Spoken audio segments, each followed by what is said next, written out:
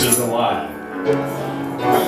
How many of you know that He will prove Himself over and over to you?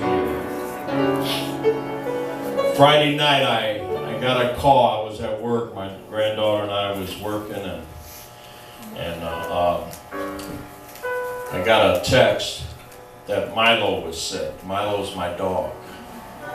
Milo's the best dog I ever had, and I've had dogs my whole life.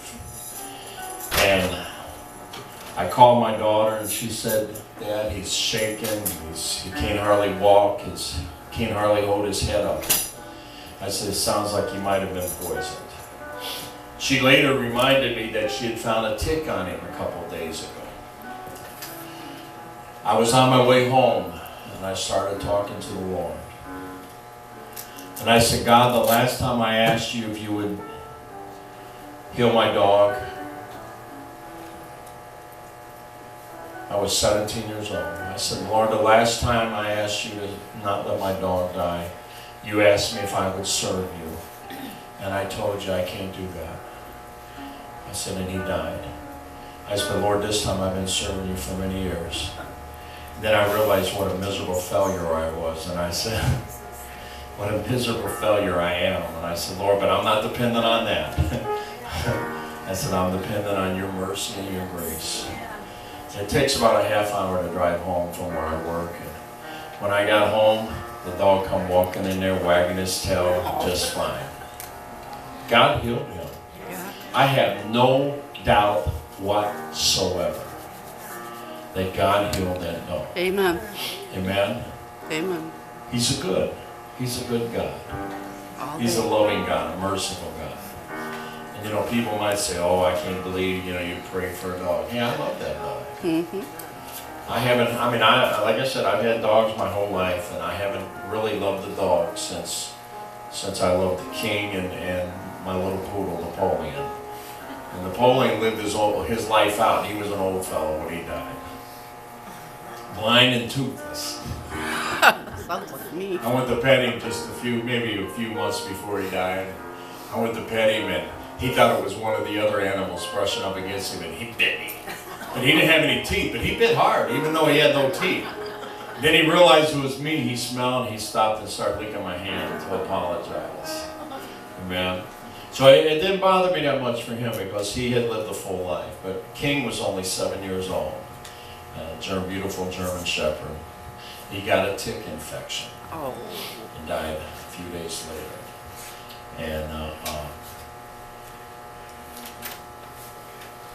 this dog, I've had several dogs since then. But this dog is the best dog I ever had, and it broke my heart because I was really concerned that he was going to die. But I know without a shadow of a doubt, God healed me. Amen. How many of you know that God can heal anyone? He can heal a dog or a puppy cat. A puppy cat. He can heal your puppy cat or your kitty dog. It don't matter. That's a neat trick. It don't matter what it is. He can heal it. Amen. I tease the dog all the time and call him a kitty cat. That's why. He gets so mad at them. I'm just joking. You people want to think I'm crazy. Amen. No, I thank God. I really do. I thank God that He's a merciful God. Remember I told you, if you're concerned about it, He's concerned about it. I told you about a book I read many years ago. I can't talk today. And the only thing I remember in that book, it says that God is so concerned about you that if you lose a pencil, He's concerned about helping you find it. Or a math book. No, not a math book, just a pencil.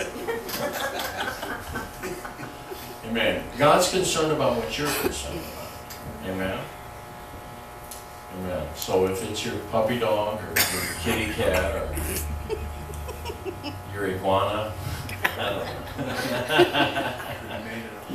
Amen. I don't want no iguana, no snake.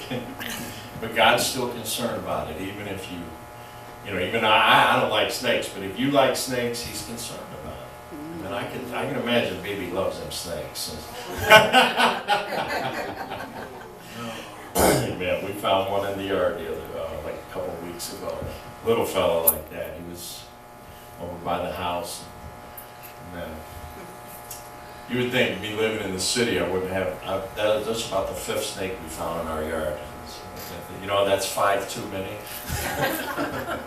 First one was about this big, and I almost stepped on it. Second one must have been its child, because I almost stepped on it too. I was walking and I went, oh! I was right over that thing. Amen. The other one was about this big, and that's when Rick was alive. He was striking at Rick, trying to bite Rick. I mean, he was about that big. Rick walked by and he's striking at him. We caught him, put him in a jar, we went out and ate, come back. He was still alive. No, we took him, I drove him off and dropped him off about several blocks from my house. I figured I'd get him away from my house at least, you know. Put him in a field. Yeah, I hope not. I drove him far enough away. Amen. We're going to take up the tithes and offering at this time.